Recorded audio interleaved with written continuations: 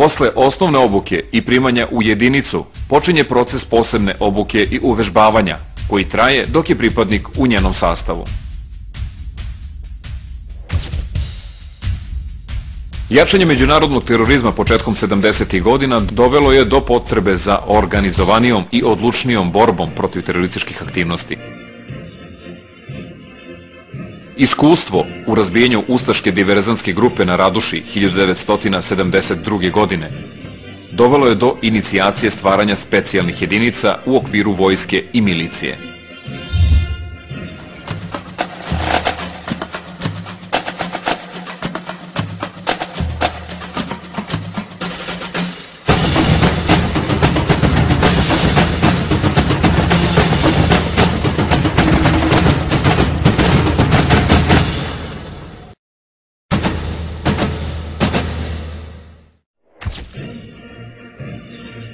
Tako je 18. decembra 1978. godine formirana jedinica milicije za specijalna dejstva Savezne Republike Srbije. Iste godine u Austriji formirana je specijalna jedinica Kobra, u Italiji GIS, u Brazilu BOPE.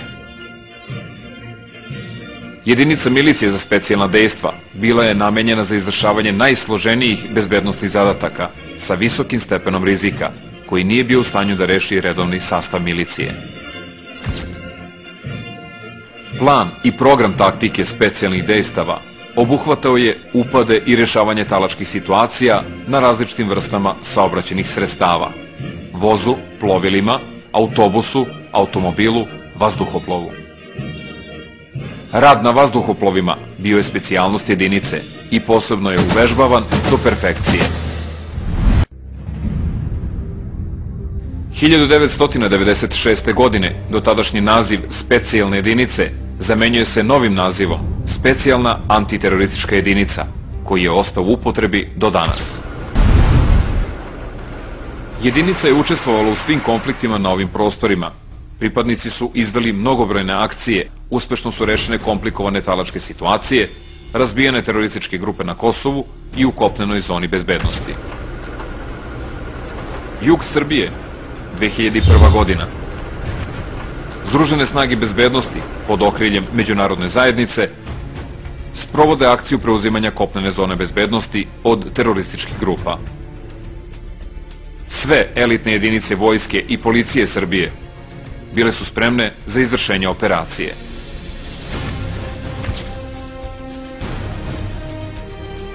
Pripadnici SAJ-a uzeli su učešće u akciji.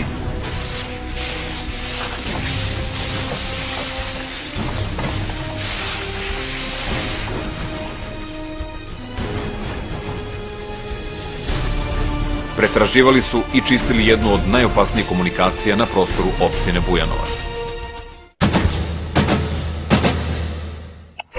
Naš današnji zadatak 31. maja je krenuo u 8 časova. Naše snage su pravcem Lepardinci, Sveti Aranđeo do tačke Guri-Gat.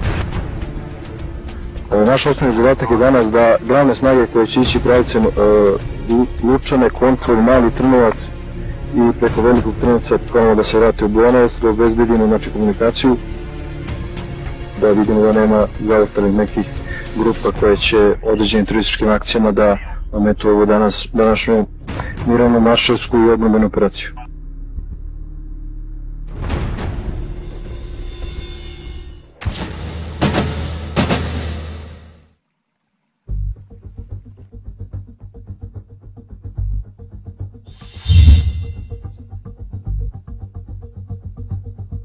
Iskustva u kretanju po terenu, stečena u konfliktima na Kosovu i jugu Srbije, primenjuju se u taktičkom kretanju patrole.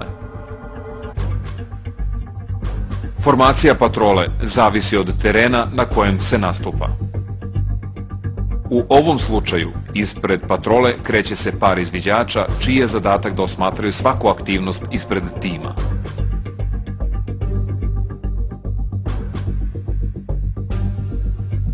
Komunicira se isključivo ručnim signalima, koji se prenose od pripadnika do pripadnika.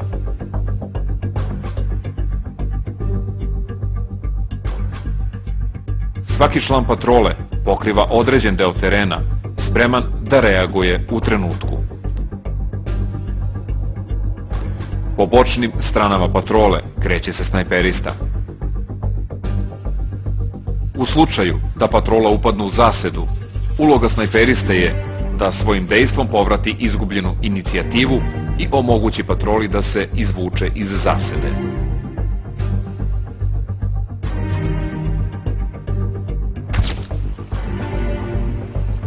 Iako su jedinica policije, njihova obuka ih osposobljava za izvođenje raznih zadataka u ruralnim uslovima.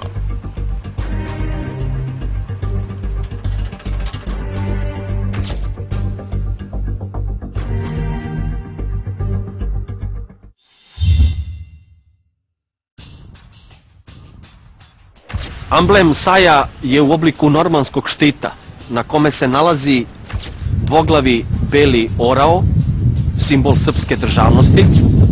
Na orlu se nalazi štit sa krstom i 4 ocila. U kandžama orao drži zmiju, čija glava je probodena mačem.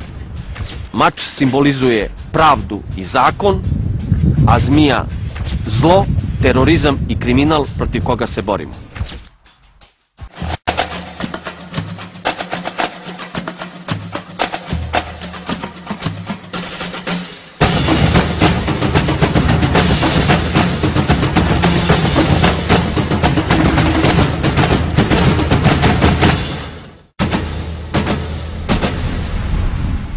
Prema postojećoj organizaciji, SAJ u svom sastavu ima sledeće celine.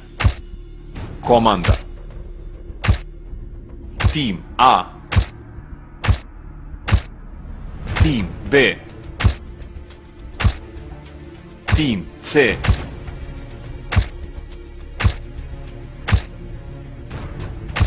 tim D,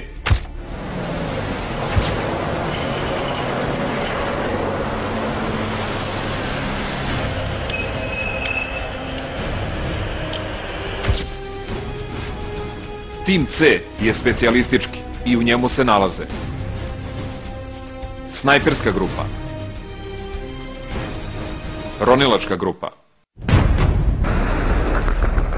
padobranci, grupa vodiča pasa,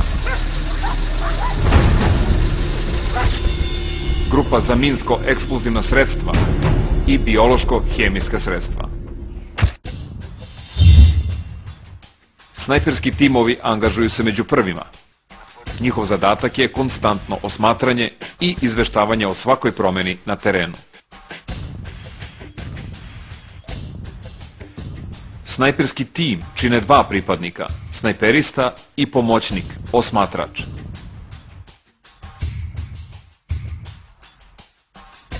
Potrebno je strpljenje i jaka mentalna struktura da bi se postao snajperista.